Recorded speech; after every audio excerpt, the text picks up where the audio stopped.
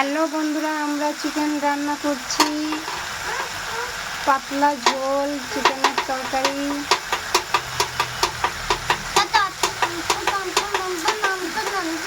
আমাদের রান্না করতে করতে আমার বর মজা করছে। এটা কি কি দেওয়া আছে, প্রথমে পেঁয়াজ দিয়ে দিয়েছি, তারপর চিকেন দিলাম, তারপর পেঁপে আলু টমেটো দিয়ে দিয়েছি, তারপরে ওর উপরে আদা রসুন জিরে বাটা ধনে বাটা সব কিছু মশলা দেওয়া হয়ে গেছে, কাঁচা লঙ্কা আর দেব লাস্টে গরম মশলা। পাতলা ঝোল করছি, দেখতে থাকো। এরকমই রান্না করে খাবে, খুব টেস্টি হবে।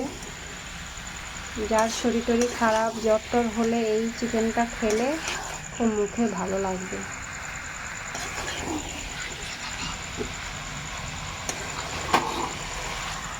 সাদা কালার হয়েছে, হলুদ দাও নি, একটু হলুদ দাও। না, লাল কালার হয় না তো, সাদাই তো হয়।